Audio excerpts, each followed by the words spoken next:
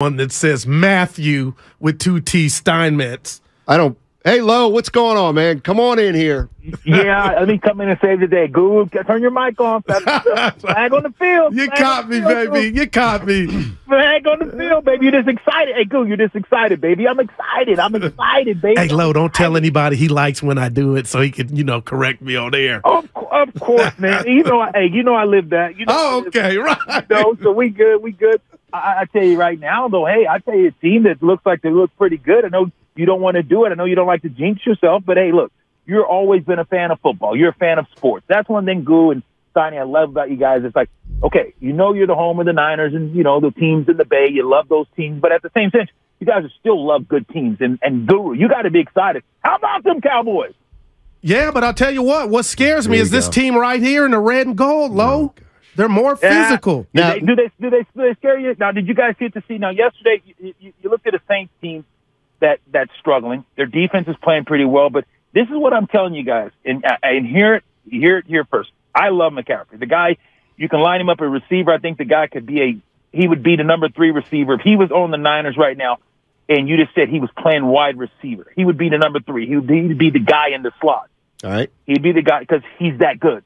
But when you're talking about running downhill and just getting 4 yards or 5 yards with a cloud of death, I don't think that's what he is. Right. He is a big play guy. He's a guy that, if he's even, he's leaving. He's a guy that if he gets a hole, he's going to go through it, and the guy's going to make huge plays. So, but I look at the Niners, and I looked at them yesterday, and that's what I always come back to. And I know you guys like to say, oh, well, you know what, they're good, and they're great. Listen, when you can't be consistent running the ball and doing some of those things, you're going to start getting beat down and wear down, and you start to see it a little bit yesterday. You got these backs, and unfortunately, they're 2 good backs, but are they doable? And if the Niners don't have durability at the running back position and don't have consistency at the running back position where they can do it week in and week out like the yesterday years of a couple of years back, how good is this team? How good is Jimmy G with all the weapons he has? How good can this team be, and how far can they go if they have to go and do it by air? I mean, and you're listening to Lorenzo Neal on 95.7 The Game. He joins us every Monday at 1 o'clock. You can also hear him on the Football Hour tonight at 6 o'clock with Sean Salisbury. Well, you know what, Lo? Here's what conclusion I'm starting to come to. If you look at the 49ers' remaining schedule, obviously they have Miami coming up. I think they have Tampa Bay. They obviously have the Seahawks again. But I don't think we're going to be able to truly know about them until the playoffs. They don't really have a big boy on their schedule, and so they're going to have to do it against a good team, their first playoff game, and that I need to see. I'm not saying they can't. I know what you're saying. They don't. You're saying the schedule. How about this? It's not their fault, but the schedule has not allowed for them to have a lot of statement-type games. They played one team, in my opinion. Now, I could be wrong. I think you played one team that's possibly going to be a 2 teams that are possible. I think Miami, you got to say, is going to be a playoff, and that's a game. It's a game with the injuries. It's going to be tough, and it was tough coming off leaving Mexico City and coming back. And you played a tough physical game. So Monday nights had a short week, so I understand that they found a way to win. So I got to give them credit there. But I'm saying the Miami Dolphins, I think when you look at Miami, this is the big game. It's a little revenge game, and I know guys are going to try to play well, student against the teacher. I look at Miami. Miami plays good defense. They can get after you. They can run the ball. You got a mobile quarterback. I don't like this game. And then so you look at that game and you say, okay, so that's a playoff team. Tampa Bay is not a playoff team, guys. Tampa Bay's offense is ferocious. Wow. It is not consistent. But here's the deal. They're going to get on the playoffs because of nutrition, because of the weak conference division that they're in. So we're going to say that they're in the playoffs. And, yes, anything can happen with Tom Brady. But at the same sense, Tom just doesn't have the weapon. Their running game is inconsistent. Their defense has to do too much. So I don't like Tampa, even though they're probably going to get in the playoffs. And, yes, I don't bet against Tom Brady. I love the guy. I think that he's awesome. I just don't think his team is good enough, especially when it comes to offense and especially running the ball. So let's dismiss them. I don't think that they're ready for – yeah, I'm listening. No, I was just going to ask you, for the people out there in this second half shutout stretch that the Niners defense has going, it's incredible. But what type of offense do you think would give this Niner D problems? I'm going to tell you, bro, what offense have they okay, show me an offense that they scored. Show me a great offense. Name me a team. Look at their record. Look at the teams that they play, Guru. Kansas City, Low. And what did Kansas City do to them, brother? It got ugly. They took them to the backyard and gave them a Sally Good whistle, turned them every which way but loose. The 49ers walked back to the gate, knocked on the door, said, "Who in the hell left the gate open?" Because they got roll red. They got just taken it out and just beat up bad.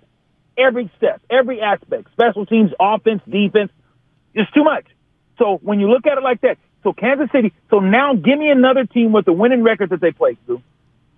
Well, they got Miami coming up, but I can't. Right. Okay. Give me another team, Goo, that's in the top 10. Hey, Low, get this, because I know what you're getting at. And listen, here's what I'm saying. I'm not here to say they haven't beaten anybody. Yeah. I don't, that's not the fight I want to pick. The question I do want to ask, though, is it good or bad if you haven't had a lot of tests during the regular season? Check this out. These are all the teams that are 7-4 or better. You ready, Low? Yeah. Dolphins, haven't played them. Bills, haven't played them. Jets, haven't played them. Ravens, haven't played them. Bengals, haven't played them. Titans, haven't played them. Chiefs, played them, got beat. That's all. So you only played one of those teams. Eagles, haven't played them. Cowboys, haven't played them. Giants, haven't played them. Nope. Commanders. They play the Commanders? No, I can't even remember. no. Haven't played them. Although they're 7-5. They're 7-5. Vikings, haven't played them. I mean, no fault of their own. They haven't played maybe the top 8 teams in the league, not but once. Agreed. And that's where Guru, I'm like, I'm not going to sit here and say this is a bad team. I just haven't seen enough consistency out of this Niners offense. Now, we talked about defense, and I told you teams are going to run the ball. The Commanders are going to come in and run the ball. You look at Miami, they're going to try to come in and run the ball, and it's going to be tough weeks. I think they got it tough sledding. I'm telling you, I don't see them beating the Miami Dolphins, and I'm just telling you right now, I don't think they'll beat Commanders. Commanders are a physical team that's going to bloody their nose. I want the Niners to try to get fresh and get in the playoffs, and then anything can happen. All bets are off. But right now, when you look at the teams that they have on the schedule, Tampa Bay, they should find a way to win. Tampa Bay's not that good. Arizona is reeling. They can't play consistency. You should beat Arizona. Seattle, Geno Smith has done a good job this year. Come back, one of the better players, showed that he can do some stuff. So that's anybody's game there. So you look at this team, they should win. You look at, who should you beat? You should beat Arizona. I think that, the game Seattle should toss up because just the rivalry. But you look at the teams that they have, who they got left on Tampa Bay, you should beat. So you look at this team and think about who they're going to beat, how's their schedule, strength of schedule left, and what does it look like? So I think you get in the playoffs and anything can happen. I'm not saying that nothing can't happen, but I'm just saying, have we seen enough consistency running the ball? Have we seen enough consistency even passing the ball with consistency week in and week out? Lo, that is all great. And let me ask you this, because Steiny and I got into it. I've been wanting more from this Niner offense. I don't understand. I've been perplexed on, the red zone issues. But yesterday, listen to this, man. My respect for Jimmy Rocky Balboa Garoppolo just went through the roof. They were hitting him so hard everywhere. And it finally dawned on me, Lo, outside of Trent Williams, who on that O-line can create space? And I think they don't have the guys, and I'm wondering, maybe that's why they didn't beat the Rams. Maybe that's why they crumbled in the Super Bowl in 19. But the other linemen outside of Trent Williams, I'm worried about, Lo. Oh, I'm with you. Guru, you there? Yeah. Guru, when you talk about the Niners, and that's what earlier in this year, I said, can the line hold up? If they're not able to run the ball, and if this team is not able to, if you're not able to run the ball, and you have to play by air, can the offensive line hold up? And this goes back to why they were trying to put Trey Lance in the offense because when you look at Trey Lance, what he brings to the table as far as the deep ball, moving the pocket, bootlegs, and those other things, you would have had defenses can't just pin their ears back. What happens when Jalen Hurts gets pressure?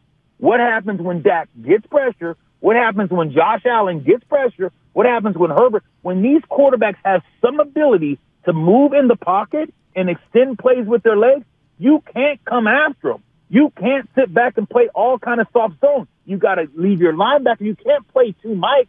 You know, where the Mike linebacker runs and plays the center of the field, or the Mike drops into coverage. You can't. You have to keep a linebacker in the spot. So you have some holes and vulnerability if the quarterback can move a little bit and scramble and then throw the ball in those vacant holes. So I don't think the Niners have that. Offensively, you're right. The offensive line, to me, is a huge question mark. You think it's is it a bigger question mark than Jimmy Garoppolo? You know why I say yes and no? Is yes, because Jimmy doesn't give you the pocket presence and his ability to throw the ball deep and his ability to get out of harm's way. So I think that, yes, I think that both of those go hand in hand. Because Jimmy can't do that, it makes the offensive line even that much more suspect. Yesterday, you're right, Guru. As far as having toughness and durability, the guy was getting clobbered yesterday, and he stood in there, and he made plays. But when you look at that, can that be sustainable if you play a team that has a better running game and offense that has a better offense? And you've seen that. The Saints, in spite of the Niners winning, guys, you fumble on the 1, you fumble on the 2, you don't get in. You look at the Saints. The Saints had every opportunity to win That they did. Lo, let me ask you, you played the game, because I asked Steiny, former Hooper, when you see C-Mac on the sideline and they say knee irritation, and you already spoke on it, he's not the biggest dude, does that concern you moving forward now that your horse running between the tackles, Mitchell, is going to miss a few weeks? Like, how concerning is that? Let me tell you something. It's concerning enough to me to say, why the hell did we make that trade and get rid of, Jeff Wilson? Because Jeff Wilson, I'm telling you, I think far as durable and far as just a straight 4 yards in a cloud of dust, I think he was best. Mitchell, yes, runs behind his pads. I love Mitchell's elusiveness. You can't big shots behind him. He's like a little Charlie Garner. The guy just knows how to move his body. So I like Mitchell. Love him. But I'm just looking at this team now. I'm going to tell you right now, I wouldn't be surprised if he's on the waiver wire trying to pick up a back, because C-Mac you got to have another back. You cannot go in saying that this guy's going to carry the load for the next 4 weeks. He's not built that way, and that wouldn't be wise by the Niners. Lorenzo Neal joining us on 95.7 The Game. All right, Lorenzo, I saw it yesterday. 4th and 1, Jimmy Garoppolo in the shotgun without a running back. I know. They didn't get in. What's going on? Yeah, I saw that, Steiny, and I thought about you. I was like, Steiny's going to have a field day. It was a play where he's trying to throw the ball. Here's what you do. Watch what teams are doing. Look, I like the quarterback sneak. I like giving it to the fullback. But let me tell you what I like doing now. I'm watching teams. You know what they do? They put their quarterback right underneath the center. And guess what? They put their wing back and they put the fullback. They put them right behind, 1 foot behind them. And what they do is, boom, because the quarterback's always going to hit the line. It's going to be a scrum. And if you got 2 guys pushing you from behind and nothing, you're going to be able to fall for a yard. I'm telling you, it's very rarely that it stops when you have a quarterback and you have 2 guys behind them, or the tight end comes back in a little motion and he pushes and gives him the search. It's very, very, very hard to stop, guys. So I just think it's simple. I think sometimes coaches try to complicate it. I don't care if you know where I'm running the ball. I don't care. I can tell everybody in their mom, I'm running quarterback sneaks, but you know what I'm doing? I'm telling my quarterback, you jump, and then guess what? Because you're not down to your knees touch, and you guys get behind him and push. I don't care. It's 1 yard. Stop me. Wow. Or guess what? If you don't want your quarterback to do it, then fine. Get a running back, bring your tight end into the game. And I would practice this every day, every single day, guys. Steiny, I'm telling you, I get my running back or a tight end, whoever I can take quarters from the center, quarterback exchange, and you start practicing. And now you say, okay, I don't want my quarterback to take hit. Okay, fine. You get your running back and you get him underneath the center, and you hike the ball, and you put another tight end in the backfield with him, and you say, go push the pile. How simple and how difficult is that? It's not that difficult. Football's not simple. Football's simple, guys. Sometimes they make it a little difficult. Lo, I'll get you out of here with this one, and I agree with everything you said. I will never forget the run that this team went on last year on the back of Debo, catcher and runner. And I'm not saying he had a bad game by any stretch. 2 rushes for 0 yards yesterday, and also 3 pass receptions for 43 yards. But since the acquisition of C-Mac, are you getting enough Debo in your soup? Because I'm telling Steiny and anybody that will listen, if you're going to go far, you can't just go away from that blueprint. You can, and I totally agree. Listen, I think C-Mac's awesome, and I think it's great that all these guys can complement each other. But yes, without a doubt, I want a little more Debo in my suit. And how do I do that? I put Juszczyk in the backfield, and I bring Debo in, and I say, look, we're running draw. We're going to drop back. I'm going to put you in the gun. You're going to motion across and come back, and they're going to be watching you. But our quarterback comes back, and he hands it. Juszczyk, you go lead the way and pick your way through the hole. Get him some situations where he can go pick his way through. The guy can run hard, but you got to get him in better rhythm. I don't necessarily want him seeing jet sweep all the time. I like him in between tackles. I think that this guy is durable. He weighs just as much as the running backs on the team, so why not? Give him some more toast. You got to get this guy involved more. I just think that you have a weapon that you are underutilizing, but you got to find the right place for him because we've seen Debo against Green Bay. We've seen Debo against the Rams. We've seen Debo run over linebackers. We've seen Debo go downhill. Debo's got to be Debo, but they have to make sure that you're giving him the right opportunity for Debo to show his success. What grade are you giving the Niners for yesterday? And I take it that won't be enough to beat Miami. Oh, I give the defense an A+. What they were able to bend their back, bend but not break. But the defense allowed some plays. They allowed the Saints to drive the ball down the field, and the Saints just couldn't finish. Yeah. So you got to be better than that, even defensively. Now, the goal line stance and knocking out the ball and guys punching the ball and doing that, that's the A+. But just the whole team, you got to give them a B. They won the game. Offense, I give a C-. They won. They found a way. But 13 points. Come on. And you got someone on turnovers. So I look at the offense and I say, hey, C-. Defense, because they did shut them out, I still give them an A. But collectively, you got to give this team a B to B-. It was winning football, but I'm telling you, it's going to be tighter. You can't expect to win off of just scoring 13 points. You can't expect to win that in the National Football League, especially not a Super Bowl. All right, Lo, appreciate it, man. No worries, guys. Cheers.